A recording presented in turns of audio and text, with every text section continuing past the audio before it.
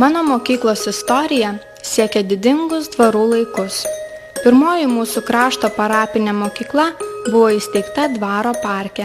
Netoli pagrindinių pilies rūmų buvo pastatytas mūrinis namas, vadinamas Akademija.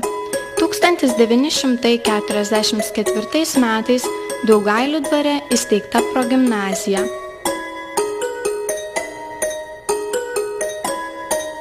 Nors dvarų laikai jau praėjo, tačiau ir šiandien einu į mokyklą lyg į gražius pasakų rūmus.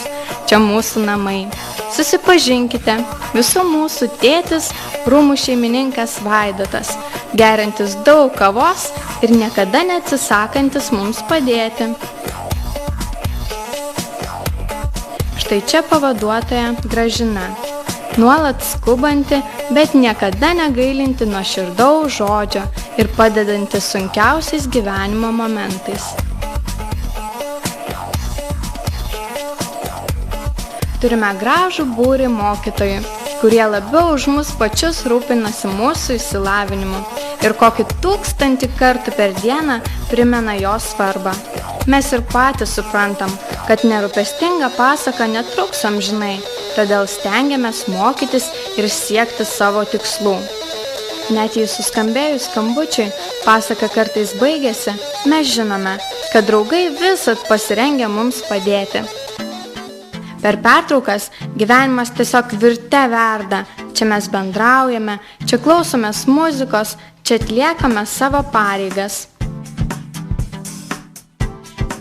Kartais keliauju į mokyklos bendrabutį, pakeliui svarstau, ko šiandien gausiu pietų, kokiu automobiliu norėsiu važinėti ateityje. Šiuos klausimus aptariu su pačiais protingiausiais gyvūnais žemėje, nes draugai, kai jie būna alkani, elgiasi kaip pamišę. Mokyklos šeimoje jaučiamės kaip karalaičiai, nes čia vertinama asmenybė, čia galime įgyvendinti savo norus ir idėjas. Todėl po pamokų neslampinėju gatvėmis, o kaip pasakytų mūsų mokytojai, naudingai leidžiu laiką. Mokausi groti, sportuoju, fotografuoju, pramogauju su sesėmis ir broliais skautais, lipdau bei filmuoju. Kartais, tiesa, gana retai, užsuku į mokyklos biblioteką, kokią knygelę paskaitinėju. Penktadienio vakarais skubu į mokyklos kino teatrą ir siaučiu diskotekoje. Mano ir mano draugų pasiekimai nesykį susilaukia puikaus įvertinimo. Taip yra todėl, kad mokomės gyvoje mokykloje, kur vertinamos mūsų pastangos. Man čia smagu, net kai užaugsiu tiek, kad nebetilpsiu į mokyklos rūmus ir būsiu negailestingai ištremtas, eisiu aukštai iškėlęs galvą, nes mokiausi išskirtinėje mokykloje.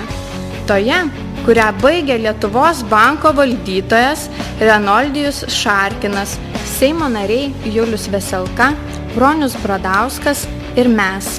Apie mūsų nuopelnus pasaulis dar sužinos. Aš čia.